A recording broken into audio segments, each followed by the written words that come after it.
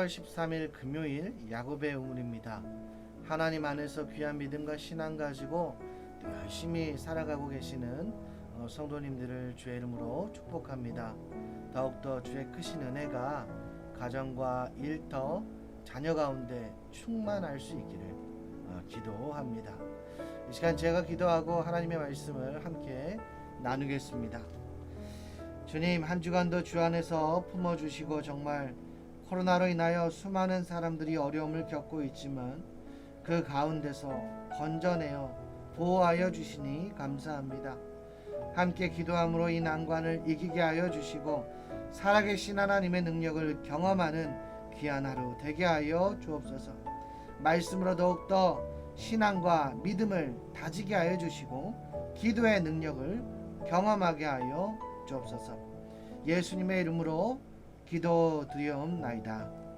아멘.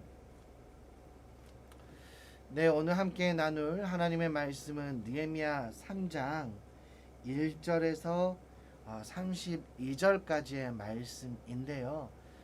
다 볼 수가 없어서 앞에 5절, 뒤에 5절 이렇게 해서 10절만 함께 나누고 전체적인 3장의 내용을 시간 나실 때 한 번 더 읽어보시면 오늘 말씀을 나누고 이해하는데 더 많이 도움이 될 거라 생각이 되어집니다. 시간적인 문제가 있어서 제가 1절부터 5절까지 그리고 28절에서 32절까지의 말씀을 읽어드리겠습니다. 그때의 대제사장 엘리야십이 그의 형제 제사장들과 함께 일어나 양문을 건축하여 성별하고 문짝을 달고 또 성벽을 건축하여 한메아 망대에서부터 하나넬 망대까지 성별하였고 그 다음은 여리고 사람들이 건축하였고 또 그 다음은 이므리의 아들 삭굴이 건축하였으며 어문은 하스나의 자손들이 건축하여 그 들보를 얹고 문짝을 달고 자물쇠와 빗장을 갖추었고 그 다음은 학고스의 손자 우리아의 아들 무레못이 중수하였고 그 다음은 무세사벨의 손자 베레게의 아들 무술람이 중수하였고 그 다음은 바하나의 아들 사독이 중수하였고 그 다음은 드고아 사람들이 중수하였으나 그 귀족들은 그들의 주인들의 공사에 분담하지 아니하였으며 28절부터 읽어드리겠습니다.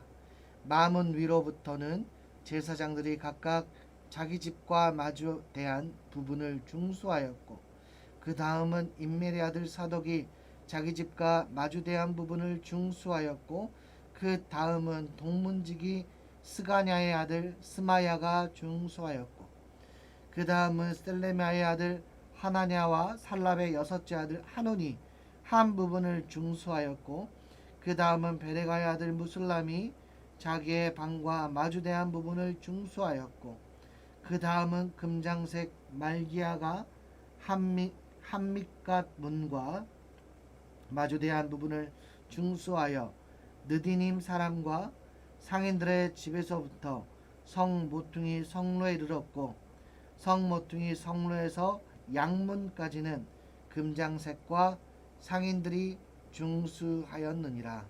아멘.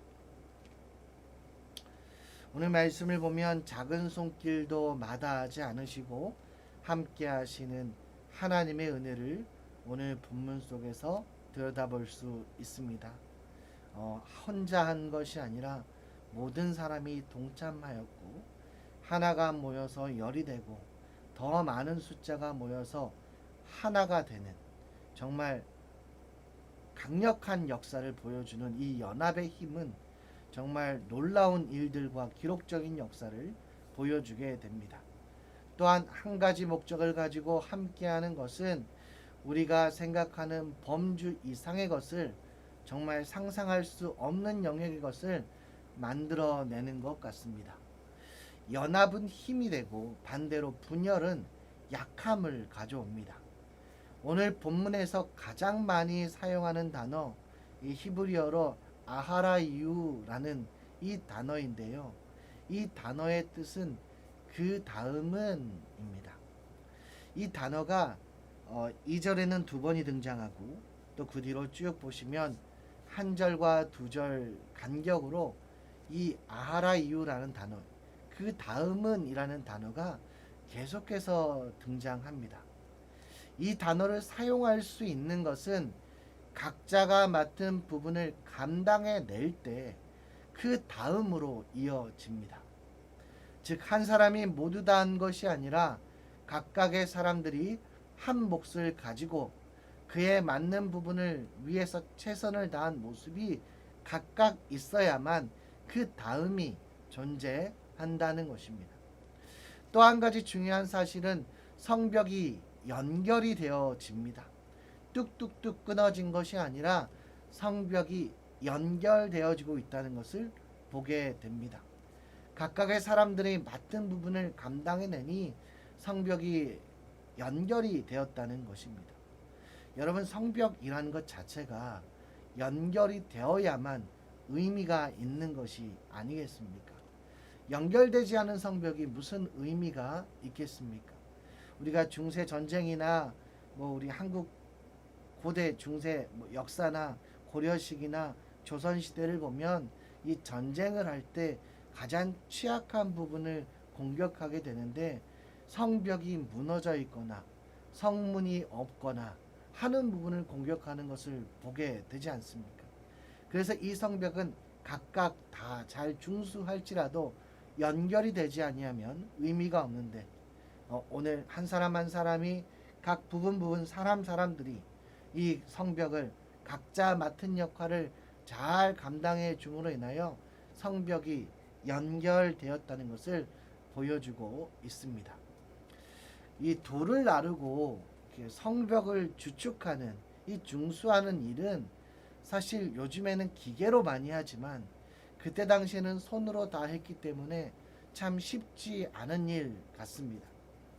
오늘 3장에 보면 이 32절까지 쭉쭉쭉 나오니까 이 문자대로 받아들이면 굉장히 쉽게 이루어지는 것 같지만 실제로는 굉장히 어렵고 난해한 작업이었을 것입니다. 우리가 예루살렘 역사를 보면 이 예루살렘 성벽의 둘레가 시대마다 조금씩 차이가 있긴 하지만 대략적으로는 높이가 5m, 가장 높은 것은 15m에 이르게 됩니다.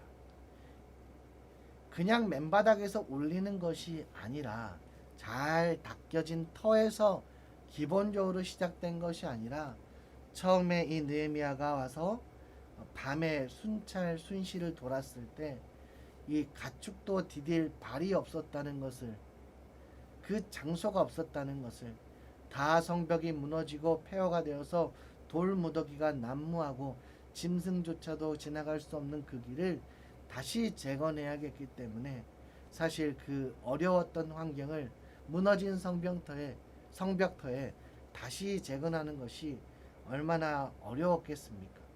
여기저기 돌들도 굴려 다닐 것이고 정돈되지 않는 곳을 먼저 정리를 한 후에 성벽을 올리기 시작했을 것입니다. 쉽지 않은 일임이 분명합니다.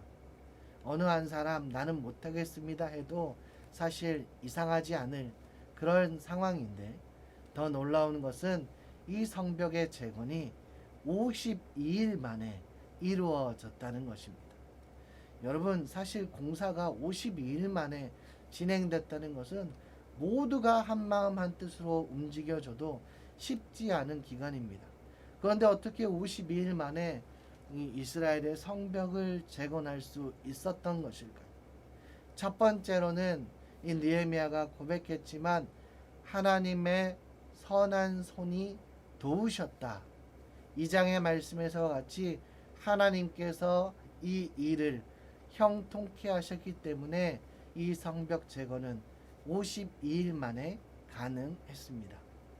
또 두 번째는 연합된, 일치되는, 하나 되는 힘이 그 민족 가운데 있었기 때문에 이 성벽 재건이 52일 만에 가능했다라고 말씀드릴 수 있을 것입니다.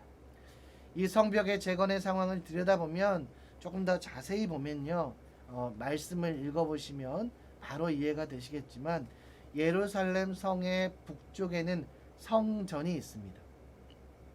이 느헤미야는 성전을 이렇게 부분을 나누어서 건축을 하게 되는데, 느헤미야가 이 성전으로 제물이 될 양들을 끌고 들어왔을 양문을 이 대제사장과 제사장들이 건축하는 이야기로부터 시작되어서 시계 반대 방향으로 그 건축자들의 이름들을 열거하고 있습니다.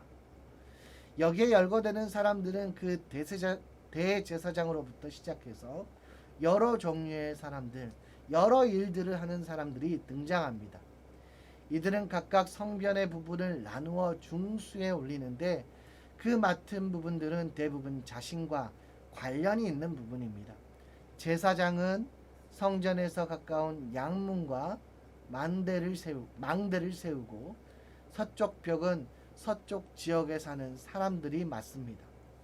금장색 향품을 장사하는 사람들은 무엇보다 물질이 조금 더 남들보다 부유하기 때문에 이 재산이 많은 사람들이 넓은 성벽이나 중요하게 꾸며야 하는 성문을 맡게 됩니다. 그리고 자기 집과 마주대한 곳의 성벽을 다시 쌓는 사람들이 많았는데, 이 제사장들도 대부분 성전 가까운 곳이나 자신들의 거주지에서 가까운 곳을 본인의 역할뿐만 아니라 또 한 번 감당해야 될 부분을 노력해서 쌓고 있다고 성경은 기록하고 있습니다. 천민은, 아니 좀 나약하고 연약한 사람, 힘이 없는 사람은 더 많이 강제 노역을 하고, 좀 부유층이나 종교 지도자들이나 계층이 있는 사람들은 덜 하고, 이런 것이 아니라, 성역이 있는 것이 아니라 다들 각자의 자리에서 그 위치에서 최선을 다해서 성벽 재건에 힘썼음을 오늘 성경을 통해서 볼 수 있습니다. 이 모습은 각 개인이 가진 능력과 상황에 따라 하나의 목적을 가지고 성벽을 쌓아 올렸음을 보여줍니다. 지난번 함께 나누었을 때도 강조했지만, 예루살렘 성벽은 그냥 이 침입을 막아주는 것에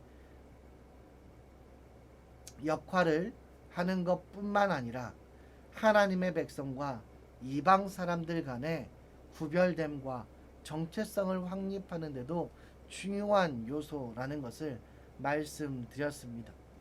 그들이 각자 다른 상황에서 다른 모습으로 살아가지만 함께 성벽을 세워감으로 그들은 하나됨을, 그리고 연합과 일치를 보여주고 있습니다.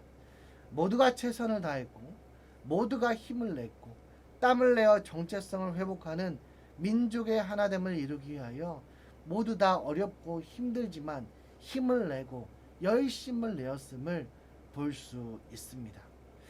말씀을 쭉 읽어보면 아시겠지만, 제가 읽어드린 말씀 중에서도 5절 말씀을 보시면 약간 특이한 점이 발견되어집니다. 제가 5절 말씀을 함께 한번 읽어드리겠습니다. 5절 말씀입니다. 그 다음은 드고아 사람들이 중수하였으나 그 귀족들은 그들의 주인들의 공사를 분담하지 아니하였으며. 아멘.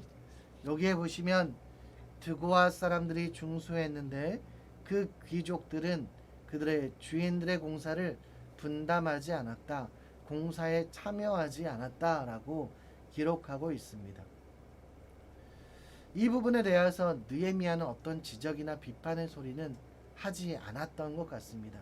성경에서 참여하지 않았다고 해서 비판의 기록들이 적혀 있지 않고 다른 곳에서도 볼 수는 없습니다. 그런데 이 모든 사람들이 중수하고 민족의 회복과 정체성을 확립하는 일에 동참하고 있는데, 왜 이 드고아 사람들의 귀족들은 참여하지 않았던 것일까요? 이 도움이 될 만한 이 성경 주석을 살펴보니 예루살렘에서 남쪽으로 많이 떨어진 부분입니다. 이 선지자 아모스의 고향이기도 한 이 드고아는 아무래도 남쪽 지역에 있다 보니까 이 상인들의 왕래와 또 아라비아 상인들을 접하는 그런 장소로 사용이 되고, 여러 사람들이 왔다 갔다 했던 곳임을 알게 됩니다. 그러다 보니까 산발랏과 도비아의 영향을 계속적으로 받고 아라비아 사람 게셈을 많이 의식했지 않았는가 하는 해석이 있습니다. 그러니까 주로 장사하는 사람들이, 주로 거래하는 사람들이 물질적인 요소를 받아들일 수 있고 물질적인 요소를 얻을 수 있는 그런 방법이 이방인들과 그 경계에 있는 사람들과 아라비아 상인들과 왕래하는, 거기에서 이윤이 창출되고 내가 돈을 벌 수 있는데, 내가 예루살렘 성벽을 중수하는 일에 참여하게 되면 자신들이 지금까지 해서 돈을 벌고 생활을 유지했던 것이 끊길까봐 이 게셈을 많이 의식하고 산발락과 도비아 영향을 받아서 예루살렘 성벽을 짓는 일에는 참여하지 않았다는 것입니다. 일반 사람들, 그냥 드고아 사람들, 서민들은 참여하는데 귀족은 참여하지 않았습니다. 성경에서 나타나는 이러한 대조는 하나님 앞에서 진정으로 큰 자가 누구인 것을 알려주는, 잘 보여주는 말씀입니다. 하나님 나라에서 큰 자로 인정받는 것은 이 세상에서 높은 지위를 가진 사람이 아니라 개인의 희생과 헌신을 통해서 하나님 나라에 힘쓰는 자가 정말 큰 자로, 정말 인정받는 자로 하나님의 나라의 역사에 기록되고 하나님의 그 나라에 함께 되어진다는 것을 우리는 보게 됩니다. 모두가 함께 했다는 것이 큰 의미가 있어요. 자신의 영역에서 어떻게 한 사람으로 세움받고 하나님 나라를 위해서 헌신할 수 있을까를 고민한다면 그 인생은 분명히 하나님 앞에서 복되고 존귀한 인생으로 쓰임받을 것입니다. 교회 공동체와 일터와 가정에서 맡은 바 사명과 사역에 충실하며 하나님의 기쁨을 이루어가는, 하나님의 마음을 시원케 해드리는 주의 권속들이 되시기를 주의 이름으로 축복합니다.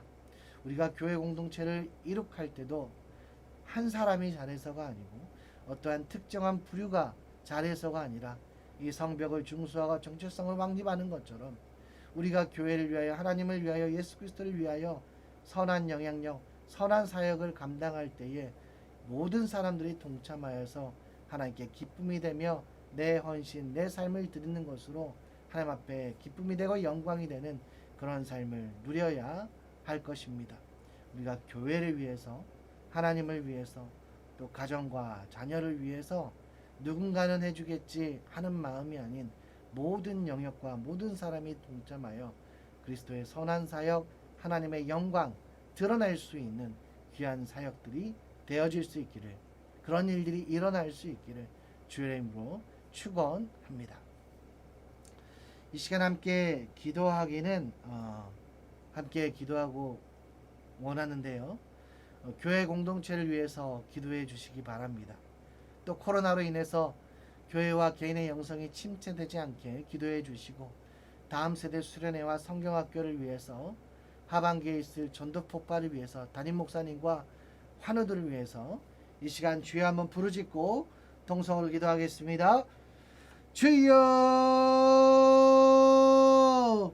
하나님 아버지, 교회를 위해서 기도합니다. 예수 그리스도의 피값으로 세워진 교회가 온전히 바로 세워지기를 소망합니다. 모든 기관과 부서들이 하나님의 영광을 위해서 힘쓰게 하여 주시고 성령님의 온전한 다스림을 받는 교회 되게 하여 주셔서 쓰러져가는 세상의 생명을 거니는 사역에 힘쓰게 하여 주옵소서. 그리스도 안에서 온전한 연합을 이루게 하시고 비대면이라 할지라도 신앙과 영성이 흐트러지지 않게 하여 주시고 예수 그리스도 한 분만 바라보며 끝까지 건디고 승리며 인내할 수 있는 귀한 은혜를 허락하여 주시옵소서. 교육부 다음 세대 교역자와 교사들을 지키시고 주님의 마음을 품고 아이들을 양육하게 하시며 십자가 보혈의 은혜를 경험하는 다음 세대 되게 하여 주옵소서. 신앙 인격 실력을 겸비한 다니엘과 에스더 같은 인물들이 많이 나오게 하여 주셔서 어둡고 우상으로 물들어 있는 만몬주의로 가득한 세상 속에서 하나님의 빛과 소금의 사명을 감당하는 주의 자녀들이 넘치게 하여 주옵소서. 특별히 수련회와 성경학교를 준비하고 있습니다. 비대면이라 할지라도 성령의 충만한 은혜 경험하게 하옵소서.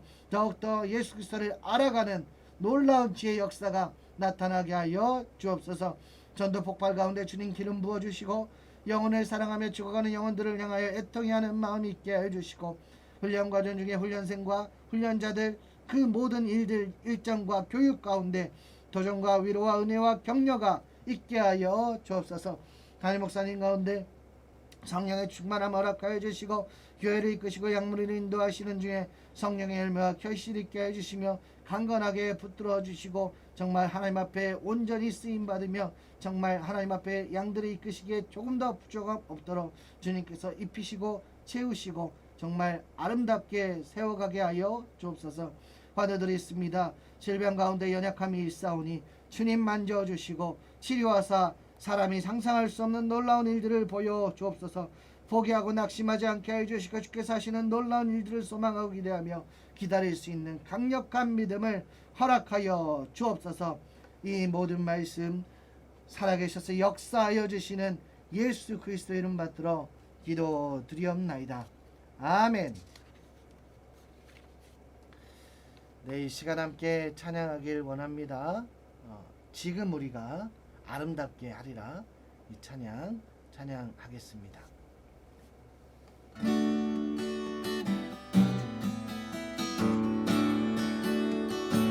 지금 우리가 주님 안에 하나가 되어 바로 주님이 원하시는 뜻대로 주님의 크신 영광 높이는 노래가 되어 온 세상을 아름답게 하리라. 지금 우리가 주님 안에 하나가 되어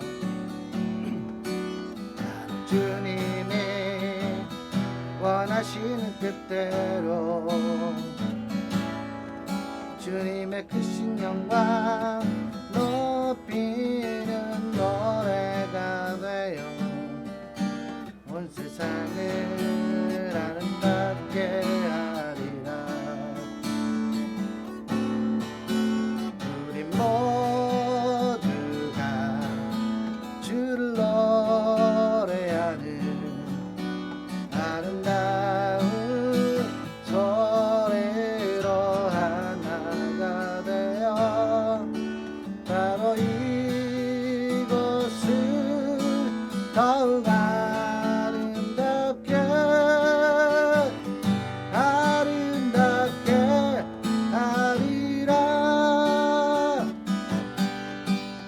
우리 모두가 주를 노래하는 아름다운 소리로 하나가 되어 바로 이곳을 더욱 아름답게 하리라. 바로 이곳을 더욱 아름답게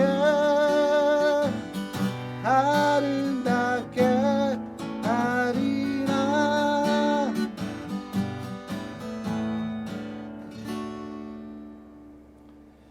오늘도 주님 안에서 복된 하루 되시기를 축복합니다. 샬롬.